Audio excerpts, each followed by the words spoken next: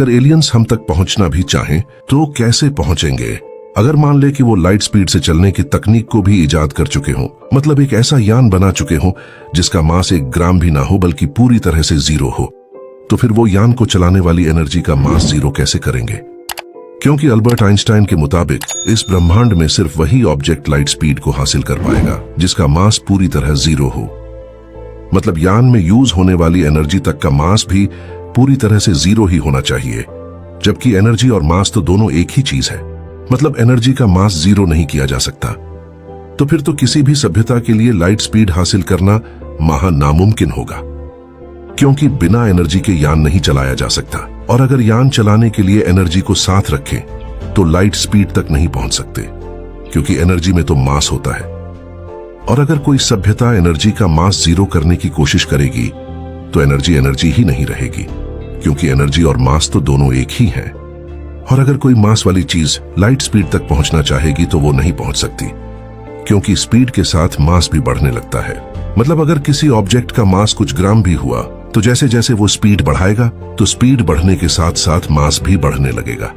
और अगर मास बढ़ते रहने के बाद भी यान को एनर्जी देकर फोर्सफुली आगे चलाते रहे तो एक समय पर मास इन्फिनिट हो जाएगा, जिसको चलाने के लिए इन्फिनिट मतलब अनंत एनर्जी ही चाहिए होगी, जो शायद साथ रखना किसी भी सभ्यता के लिए मुमकिन नहीं होगा। इसीलिए अगर यान का मास ही जीरो हो तो स्पीड बढ़ने के साथ मास बढ़ेगा ही नहीं, क्योंकि यान का मास ही पूरा जीरो था। लेकिन जैसा कि मैंने आपको बताया कि अगर वो यान का मास जीरो कर भी लें तो वो यान में यूज होने वाली एनर्जी का मास जीरो कैसे करेंगे? और ब्रह्मांड के थर्मोडायनेमिक्स लॉ के अनुसार फ्री एनर्जी जैसा भी कुछ नहीं बनाया जा सकता। मतलब कोई ऐसी चीज जिसको एक बार एनर्जी देने के बाद वो खुद ही चलती रहे। असलियत में इन मशीनों के नीचे मैग्नेट और बैटरी लगी होती हैं। ब्रह्मांड में ऐसी कोई चीज नहीं बनाई जा सकती जिसे एक बार एनर्जी देकर उसे आगे चलने के लिए फिर कभी भी एनर्जी की जरूरत ना पड़े। अगर थर्मोडायनेमिक्स का लॉ तोड़कर फ्री एनर्जी जैसा कुछ ब्रह्मांड में बनाया जा सकता तो आज छोटी बड़ी सभी एलियन सभ्यताएं फ्री एनर्जी का इस्तेमाल करके हम तक पहुंच चुकी होती, और तब उन्हें यान का मास जीरो करने की भी जरूरत ना पड़ती, क्योंकि उनके पास फ्री एनर्जी होती जिसे वो मैसिव से मैसिव ऑब्जेक्ट को भी जहां चाहे ले जा सकते थे, और हम मानव भी ऐसा कर पाते। लेकिन अफसोस, फ्री एनर्जी जैसा कुछ नहीं बनाया जा सकता इस ब्रह्मांड में तो नहीं।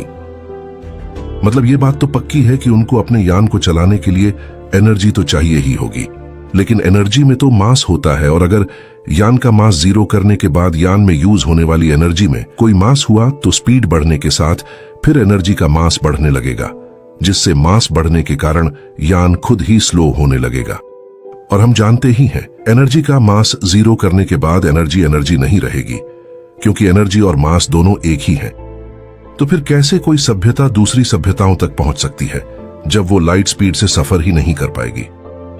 अब आप समझ ही सकते हैं कि इस ब्रह्मांड में रहने वाली हर सभ्यताओं के लिए ब्रह्मांड के नियम सेम है, और सभी बुद्धिमान सभ्यताएं इन नियमों से अच्छे से परिचित होंगी, जिससे वो लंबी दूरियां तय करके दूसरी सभ्यताओं तक पहुंच ही नहीं पा रही होंगी।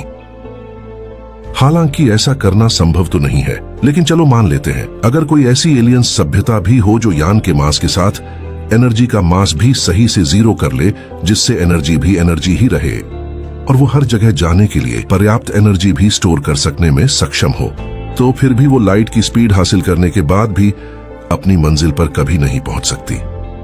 क्योंकि अगर वीडियो में पीछे बताई गई सभी रुकावटों और नियमों को लांघ के वो लाइट स्पीड से चलने में सफलता हासिल भी कर लें, तो लाइट स्पीड से चलने पर एक नियम और भी है जो हर सभ्यता को लाइट स्पीड हासिल करने के बाद भी अपने से दूसरी सभ्यताओं से मिलने से रोकेगा, और वो है लाइट स्पीड से चलने वाले का समय बाकी चीजों के मुकाबले धीमा हो जाता है।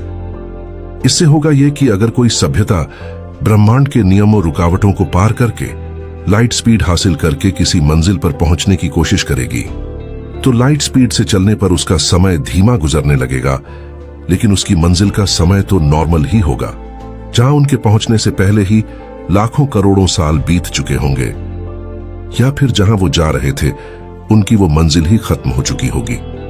अब आप समझ ही सकते हैं, अगर कोई एलियन सभ्यता पीछे बताए गए नियमों रुकावटों को पार करके लाइट स्पीड हासिल भी कर ले, तो भी वो अपने से दूसरी सभ्यताओं तक समय रहते नहीं पहुंच पाएगी, चाहे वो कितनी भी एडवांस क्यों ना हो। आज इस ब्रह्मांड को बने 14 अरब साल हो चुके हैं, लेकिन आज तक भी कोई परग्रही सभ्यता हम तक ना पहुंच पाई।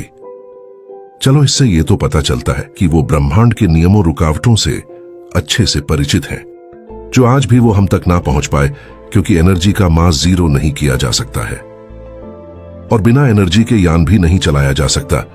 साथ ही एनर्जी के मास के कारण यान को लाइट स्पीड तक भी नहीं ले जाया जा सकता। आप समझ तो रहे ही होंगे कि इस ब्रह्मांड में कैसे कैसे नियम काम कर रहे हैं। ना ही फ्री एनर्जी जैसा कुछ बनाया जा सकता है और ना ही बिना एनर्जी के यान चलाया जा सकता है। और अगर एनर्जी साथ रखें तो एनर्जी के मास के कारण लाइट स्पीड तक नहीं पहुंचा जा सकता और बिना लाइट स्पीड के ब्रह्मांड की लंबी दूरियों को पार नहीं किया जा सकता।